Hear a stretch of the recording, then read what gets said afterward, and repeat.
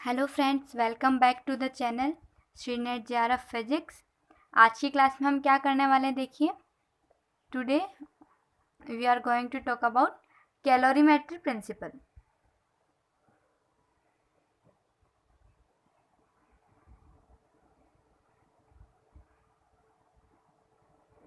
ठीक है, calorimetry principal के बारे में बात करेंगे। इससे रिलेटेड जो फॉर्मूलाज है वो देखेंगे एंड देन हम नेट वगैरह के अकॉर्डिंग न्यूमेरिकल सॉल्व करेंगे। ठीक है, तो सबसे पहले तो हम बात करते हैं कि calorimetry means what.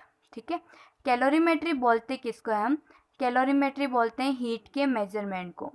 Measurement of heat is called calorimetry. ठीक है, अब देखिए हमने टाइप्स ऑफ सिस्टम पढ़ा था, उसमें हमने आइसोलेटेड सिस्टम की बात की थी। आइसोलेटेड सिस्टम किसको बोलते हैं? ऐसा सिस्टम जो सराउंडिंग के साथ में हीट यानी एनर्जी और मैटर दोनों का एक्सचेंज ना करता हो, उसको हम क्या बोलते हैं? आइसोलेटेड सिस्टम बोलते हैं। ये कोई सिस्टम है, अगर ये आइसोलेटेड है, ये इसकी सराउंडिंग है, तो ये इसके साथ में एनर्जी और मैटर एक्सचेंज नहीं करेगा। ठीक है, अब देखिए हम बात करते हैं ऐसे, इस प्रिंसिपल के लिए हम ऐसे सिस्टम की बात करते हैं। ये सिस्टम जो है वो सराउंडिंग से आइसोलेटेड है। ठीक है, अब इस सिस्टम का एक पार्ट जो है ना, मान लीजिए ये वाला पार्ट, ये तो है हाई टेम्परेचर और ये जो पार्ट है वो है लो टेम्परेचर पे। तो जब एक पार्ट हाई टेम्परेचर पर है, दूसरा पार्ट लो टेम्परेचर पे है, तो हमको पता है कि हीट जो है वो स्पॉन्टेनियसली यानी ऑटोमेटिकली हाई टेम्परेचर वाले पार्ट से लो टेम्परेचर वाले पार्ट में होगी। ठीक है, हीट फ्लो होगा हाई टेम्परेचर से लो टेम्परेचर तक।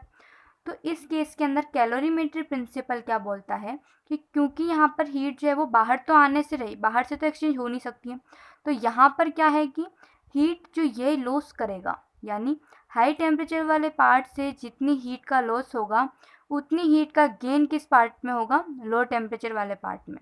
समझ में आया? सिस्टम आइसोलेटेड है तो हीट बाहर तो जाएगी नहीं, तो heat lost by high temperature part, heat lost by high temperature part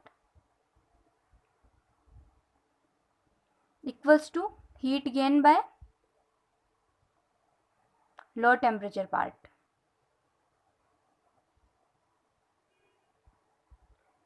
ठीक है, ये होता है कैलोरीमेट्री प्रिंसिपल। अब ये काम किस काम में आता है?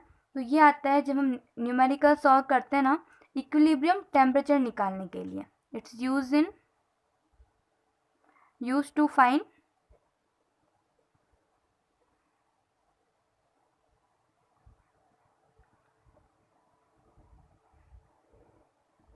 Equilibrium temperature. ओके, जैसे कि हम बात करते हैं कि ये कोई सिस्टम है, आइसोलेटेड है। ठीक है, यहाँ पर टेम्परेचर T1 है, यहाँ पर T2 है। ओके, ये जो वॉल है ना वो इंसुलेटर वॉल है। कैसी है? सिस्टम इंसुलेटर है, यानी ये वॉल इंसुलेटिंग वॉल है। हीट कैपेसिटी C1, मास M1, इसकी हीट कैपेसिटी C2, मास M2। ठीक है, और अगर specific heat capacity at constant pressure लिखती तो CP1 CP2। ये फर्स्ट सिस्टम है, सेकंड सिस्टम है, अलग अलग इनके पैरामीटर्स हो जाएंगे। ओके, अब हमने क्या बोला है कि सिस्टम आइसोलेटेड है, यानी हीट चेंज अगर सराउंडिंग के साथ में देखा जाए तो जीरो होगा। हीट में चेंज होगा क्या? इधर से इधर चली जाएगी, इधर से इधर चली जाएगी, पर टोटल हीट है जितनी की जितनी रहेगी ना। इधर से इधर जाए चाहे इधर से इधर जाए, तो चेंज हीट में हो रहा है क्या? नहीं हो रहा है। डेल्टा क्यू क्या हो जाएगा? जीरो। इसके लिए मान लेते हैं Q1 हीट चेंज है, इसके लिए मान लेते हैं Q2 हीट चेंज है। टोटल हीट चेंज को मैं किस पार्ट में डिवाइड करती हूँ? दो पार्ट में डिवाइड कर सकती हूँ, एक तो हीट चेंज फर्स्ट वाले पार्ट के लिए और एक सेकंड वाले पार्ट के लिए। तो delta U1 plus delta Q2 क्या जीरो के बराबर होगा। अभी हमने जो स्पेसिफिक हीट के बारे में पढ़ा था लास्ट क्लास में, उसमें हमने देखा था कि जो DQ होता है ना वो क्या होता है? MC/DT होता है। ठीक है, तो integration MC/DT, total heat change निकाल रहे हैं हम, तो कहाँ से कहाँ तक? मान लेते हैं कि इसका टेम्परेचर इनिशियली T1 है, इसका T2 है, और जब ये इक्विलिब्रियम में आ जाते हैं तो इक्विलिब्रियम टेम्परेचर हम इनका T मान लेते हैं। ठीक है, तो ये T1 से T में आया उतना चेंज। फर्स्ट सिस्टम के लिए बात कर रहे हैं हम, तो M1 C1 और टेम्परेचर में चेंज DT हो रहा है इसमें। ठीक है, और DT की लिमिट हमने लगा दी T1 से T तक। इस तरह से डेल्टा Q2 अब हम लिखते हैं, तो M2 C2 MC/DT, तो MDT। यहाँ पर ये इसके पैरामीटर्स हो गए। DT की बात करते हैं टेम्परेचर में चेंज, इसकी लिमिट क्या हो रही है? पहले T2 था और T2 से टेम्परेचर चेंज होकर क्या हो गया है T, ये इक्विलिब्रियम टेम्परेचर है। तो delta Q1 plus delta Q2 equal to 0, ये इक्वेशन आ जाती है मेरे पास में। अब देखिए इसमें जो इसको सॉल्व करते हैं ना हम, तो 3 केसेस लेती हूँ मैं। केस फर्स्ट है,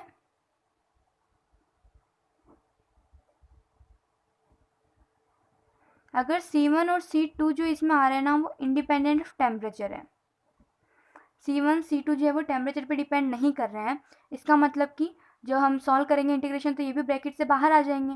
तो m1 C1 dt के लिए इंटीग्रेशन t और लिमिट t से t1, तो t1 से t तो t माइनस t1, ठीक है। क्या हो जाएगा m1 C1 t minus t1, इसके लिए लिखूंगी तो m2 C2 t minus t2 equals to 0। Solve करूँगी इसको तो T टेम्परेचर क्या आ जाएगा m1 C1 T1 plus m2 C2 T2 divided by m1 C1 plus m2 C2, ठीक है। ये आ गया इक्विलिब्रियम टेम्परेचर। अब अगर ये C1 है ना और C2 है, केस सेकंड ले लेते हैं इसको हम।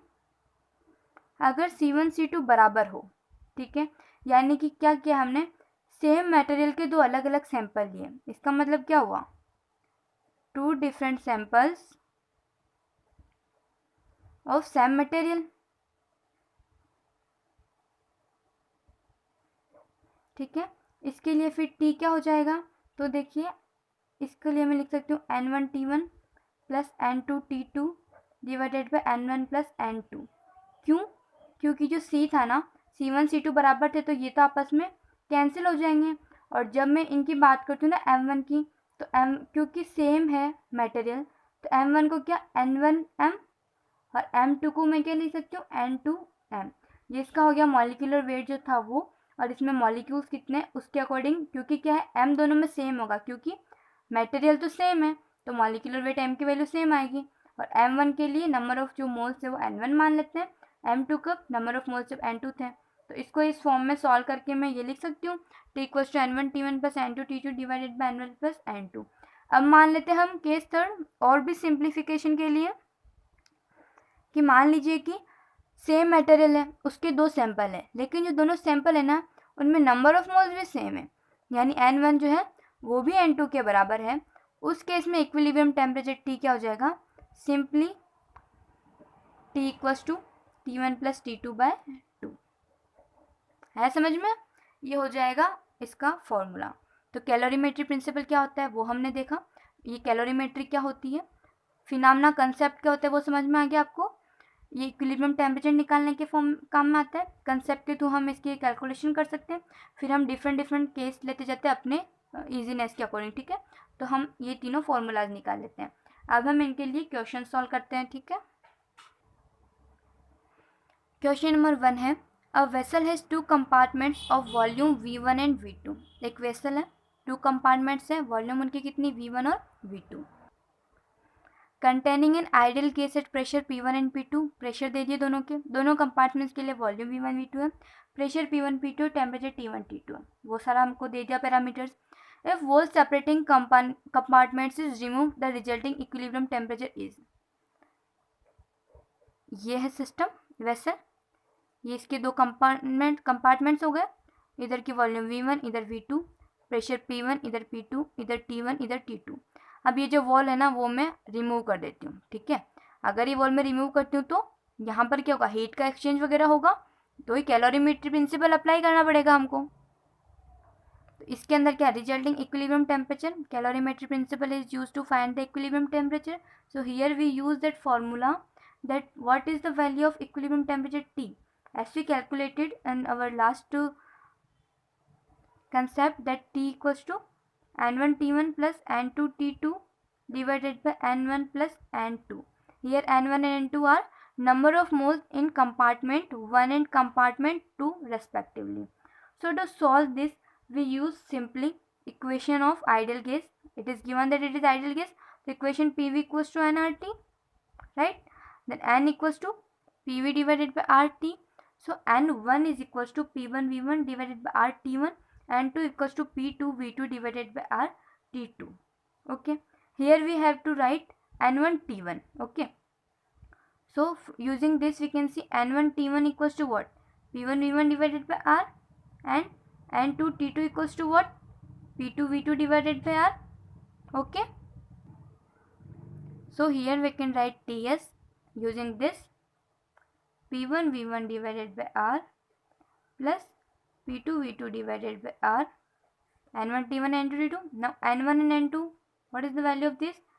P1 V1 by T1 R plus P2 V2 divided by R T2. R is common, it cancels out. So what is the answer we get? This one, right? P1 V1 plus P2 V2 divided by P1 V1 by T1 plus P2 V2 by T2. So here answer is option C. Next question. 10 grams of ice at 0 degree centigrade is added to a beaker containing 30 grams of water at 25 degree centigrade. 10 gram ice है, 0 degree centigrade पे है, उसको हम mix करते हैं, add करते हैं किस में? एक बीकर में, जिसमें 30 ग्राम पानी है और वो 25 डिग्री सेंटीग्रेड पे है. What is final temperature of the system when it comes in thermal equilibrium? जब ये सिस्टम थर्मल इक्विलिब्रियम में आता है उस टाइम पे इस सिस्टम का फाइनल टेम्परेचर क्या होगा वो हमको कैलकुलेट करना है. स्पेसिफिक हीट वाटर की इतनी होती है, पता है हमको 1 कैलोरी पर ग्राम पर degree centigrade. And latent heat जो मेल्टिंग पॉइंट की है, बात करते हैं हम आइस के लिए, तो इसके लिए कितनी होती है? 80 कैलोरी पर ग्राम. ओके, सॉल्व करते हैं हम इसको. देखिए ये जो आइस हमने ऊपर से डाला है उसको मेल्ट करने के लिए कितनी हीट की जरूरत होगी, पहले तो हम वो निकालते हैं. ठीक है, heat require for melting of ice. ये आइस हमने डाला है इसको मेल्ट करने के लिए, तो क्यू क्या होगा? ml. m मास कितना दे रखा है हमको? 10 ग्राम दे रखा है. और लेटेंट हीट इसकी कितनी है मेल्टिंग पॉइंट की पे? 80 कैलोरी पर ग्राम, 80. तो ये आ जाएगा 800 कैलोरी. इतनी हीट की ज़रूरत है अगर हमको उस आइस को मेल्ट करना है तो, राइट. अब हम बात करते हैं हीट अवेलेबल फ्रॉम वाटर.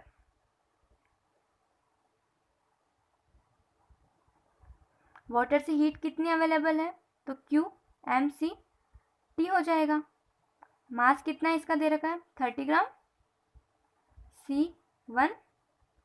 और T टेम्परेचर कितना है? 25 डिग्री सेंटीग्रेड. यहाँ पर 25 डिग्री सेंटीग्रेड है, यहाँ पर डिग्री सेंटीग्रेड है, तो हमको यूनिट में कोई प्रॉब्लम नहीं आएगी, है ना. सॉल्व करते तो आएगा 750 कैलोरी. अब देखिए आइस को मेल्ट करने के लिए हमको 800 कैलोरी चाहिए, लेकिन आइस मेल्ट कैसे होगा? जब पानी से उसको इतनी हीट मिलेगी तभी मेल्ट होगा ना. तो पानी से इसको हीट तो केवल 750 कैलोरी मिल रही है, ये क्या 800 कैलोरी से कम है. इसका मतलब क्या है कि वो मेल्ट होगा ही नहीं. इसलिए फाइनल टेम्परेचर जब हम उसको बात करते तो वो 0 डिग्री सेंटीग्रेड है ना इसका, तो 0 डिग्री सेंटीग्रेड ही रहेगा, ये मेल्ट हो ही नहीं पाएगा. ओके, क्वेश्चन नंबर 3 की बात करते हैं हम. 0.5 kilogram of ice at 0 degree centigrade is added to a beaker containing 4.5 kilogram of water at 20 degree centigrade. ठीक है, आइस है, 0.5 किलोग्राम इसका मास देते हैं, 0 डिग्री सेंटीग्रेड टेम्परेचर पे ऐड किया जाता है. किसमें? 4.5 किलोग्राम पानी में एट 20 डिग्री सेंटीग्रेड. इस केस में हमको बताना है कि फाइनल टेम्परेचर जो है वो सिस्टम का क्या होगा जो वो थर्मल इक्विलिब्रियम में आ जाता है. तो देखिए इसके अंदर भी जैसे हमने पहले किया था ना कि हीट की रिक्वायर कितनी और मेल्ट होने के लिए कितनी, वो आप करके देख सकते हैं. तो वो कैलकुलेशन अभी मैं स्किप कर रही हूँ, आप खुद करके ट्राई करेंगे तो पता चल जाएगा कि जितनी हीट इसको मेल्ट करने के लिए चाहिए उसके कंपैरिजन में जो पानी के अंदर हीट है वो ज़्यादा है. ठीक है, कैलकुलेट कर सकते हैं जैसे अभी पहले किया वैसे ही. उसके आगे का पार्ट हम सॉल्व करते हैं. तो देखिए जब ऐसा है कि भाई मेल्ट होगा, ठीक है, उस केस के अंदर क्या होगा कि हमको 3 तरह की यहाँ पे हीट इन्वॉल्व होगी. फर्स्ट कौन सी? आइस को मेल्ट करने वाली, उसका. ठीक है, सेकंड कौन सी होगी इसके अंदर कि जो पानी है ना उसका टेम्परेचर, इसकी जो हीट है वो खुद की. ठीक है, और फिर थर्ड क्या है इसके अंदर कि जो आइस का टेम्परेचर है वो 0 से फाइनल तब तक गया. देखिए सिस्टम आइसोलेटेड है, समझ में आया. आइसोलेटेड सिस्टम है तो नेट हीट चेंज 0 होगा. 3 तरह की इसमें हीट है, delta Q1 plus delta Q2 plus delta Q3 0, क्योंकि आइसोलेटेड सिस्टम है तो चेंज. अब अलग अलग बात करते क्या होता है. डेल्टा Q1 की मैं बात करती हूँ ना, वो क्या हो जाएगा? MC delta T. MC delta T, delta T यहाँ पर क्या है? TF माइनस का TI. ये क्या चीज़ है, पानी की हम बात कर रहे हैं, ठीक है, कि पानी पहले 20 डिग्री सेंटीग्रेड पे था, 20 डिग्री सेंटीग्रेड से इसका टेम्परेचर चेंज होगा, ओके, चेंज होने के बाद में जो फाइनल टेम्परेचर होगा वो, और इस टेम्परेचर का डिफरेंस हो गया डेल्टा टी, तो उतना इसका हीट के लिए आएगा, ठीक है, हीट वाली टर्म इसकी एम सी डेल्टा टी वो हो गई। डेल्टा क्यू की बात करते हैं, ये हो जाएगी एम एल, ये क्या है, आइस को पानी बनने के लिए सिंपली बोलो तो, है ना, heat required to melt the ice. Delta Q three कितना है, अब आइस मेल्ट हुआ है, पहले आइस कितना था, 0 डिग्री सेंटीग्रेड पे था, अब ये वाटर तो बन गया, लेकिन वाटर बनने के बाद 0 डिग्री सेंटीग्रेड से इसका टेम्परेचर चेंज होगा, राइट, तो वो जो टेम्परेचर चेंज होगा वो आएगा यहाँ पर, ये कौन सी टर्म है, heat required to raise temperature of ice from 0 degree centigrade to TF। समझ में आया, सिस्टम आइसोलेटेड है तो नेट चेंज इन हीट 0 होगा, delta Q1 plus delta Q2 plus delta Q3 हो गया 0। पानी का टेम्परेचर, अब क्या होगा, प्रोसेस को अगर यूँ आप इमेजिन करना, है ना, कि ये पानी है, इसमें मैंने ऊपर से आइस डाला है, ठीक है, तो क्या होगा, पानी का टेम्परेचर भी चेंज होगा अगर ये आइस पिघलता है तो, है ना, और वो कंडीशन हम चेक कर लेंगे जैसे पहले क्या था। तो पानी, इस पूरे सिस्टम का जब इक्विलिब्रियम आ गया तो कुछ फाइनल टेम्परेचर होगा, तो फाइनल टेम्परेचर की बात करूँ तो क्या है कि पानी का टेम्परेचर चेंज हुआ, आइस मेल्ट हुआ, और मेल्ट होने के बाद में आइस का टेम्परेचर 0 डिग्री से कुछ फाइनल टेम्परेचर तक पहुंचा होगा, तो ये तीनों टर्म इसमें आती हैं, ठीक है, तो इसको सॉल्व करती हूँ मैं, तो क्या आ जाएगा, अब सबसे पहले मैं लेती हूँ कि भाई फर्स्ट टर्म है एम सी डेल्टा टी, ठीक है, इसकी बात डेल्टा Q1 की, तो मास कितना है इसका 4.5 किलोग्राम है, किलोग्राम को ग्राम में चेंज कर लेती हूँ, इंटू 10⁻3, ठीक है। सी हमको पता है पानी के लिए 1, डेल्टा टी, फाइनल टेम्परेचर पता नहीं है तो TF लिख देती हूँ इसको, जो इक्विलिब्रियम टेम्परेचर होगा थर्मल इक्विलिब्रियम अटेंड करने के बाद का। इनिशियल टेम्परेचर तो मुझको इसको पता है 20 डिग्री सेंटीग्रेड दे रखा है, ठीक है, प्लस इसके बाद हम बात करते हैं कि यहाँ पर क्या है कि सेकंड वाले के Q इक्वल्स टू ml, इसका मास क्या है 0.5 किलोग्राम, किलोग्राम को ग्राम में चेंज किया, इंटू लेटेंट हीट इसकी 80। देखिए इसके अंदर हम टेम्परेचर को क्यों चेंज नहीं करते हैं, पहली चीज़ तो एक तो यहाँ आती है कि यहाँ पर टेम्परेचर का डिफरेंस है, चाहे टेम्परेचर का डिफरेंस हम सेंटीग्रेड में लें चाहे केल्विन में लें, लेकिन डिफरेंस तो वो का वही रहेगा, ठीक है, इसका जो आंसर आ जाएगा वो भी डिग्री सेंटीग्रेड में आ जाएगा, और तो कुछ फर्क पड़ेगा नहीं। केल्विन में हम उन केसेस में चेंज करते हैं जहाँ पर हम पहले जो कैलकुलेशंस कर रहे थे, ठीक है, जैसे कार्नोट साइकिल वगैरह आगे आएंगे उनमें भी चेंज करेंगे, पर यहाँ पर जब भी टेम्परेचर डिफरेंस की बात होती है ना, तो डिफरेंस चाहे डिग्री सेंटीग्रेड में हो चाहे केल्विन में हो उसका कोई फ़र्क नहीं पड़ता है, तो हम यहाँ पर सिर्फ 20 डिग्री सेंटीग्रेड को कन्वर्ट करने की कोई रिक्वायरमेंट नहीं है, ओके। ये हो गई Q2 टर्म। Q3 की बात करते हैं, वो है कि आइस का टेम्परेचर बढ़ा है, तो आइस का मास 0.5 किलोग्राम 10⁻3 ग्राम, इंटू वापस इसके लिए अब क्या आइस क्या है, अब हमारा आइस क्या बन चुका है, पानी बन चुका है, बर्फ़ पानी बन चुका है, फिर उसका टेम्परेचर चेंज होगा, तो वाटर बन चुका है, तो वाटर के लिए स्पेसिफिक हीट वही 1, ठीक है, टेम्परेचर चेंज हुआ, फाइनल टेम्परेचर क्या है इसका TF, इनिशियली कितना था इसका 0, ठीक है, ये डेल्टा Q1, ये डेल्टा Q2, ये डेल्टा Q3, समझ में आया, आइस वाटर हो गया, तो इसका लिए फिर ये C की वैल्यू हो जाएगी, ये किसके बराबर है 0 के बराबर है। अब जब आप पूरी इसको इक्वेशन को सॉल्व करते हो तो फाइनल सिंपल कैलकुलेशन में सॉल्व करोगे तो आंसर आ जाएगा, फाइनल टेम्परेचर आता है TF equal to 10 degree centigrade, ठीक है, ऑप्शन सी इसका राइट आंसर हो जाएगा।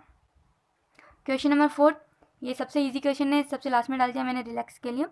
10 gram of water eight 70 degree centigrade is mixed with 5 gram of water eight 30 degree centigrade, equilibrium temperature निकालना है। मास दे रखा है M1 10 ग्राम, M2 5 ग्राम, T1 temperature 70 degree centigrade, T2 इतना। अब अगर मैं इसको डिग्री सेंटीग्रेड को इसी आंसर भी किस में डिग्री सेंटीग्रेड में चाहिए तो कुछ चेंज करने की यहाँ पर मुझे रिक्वायरमेंट नहीं पड़ेगी, when I use calorimetric principle and all this calculation.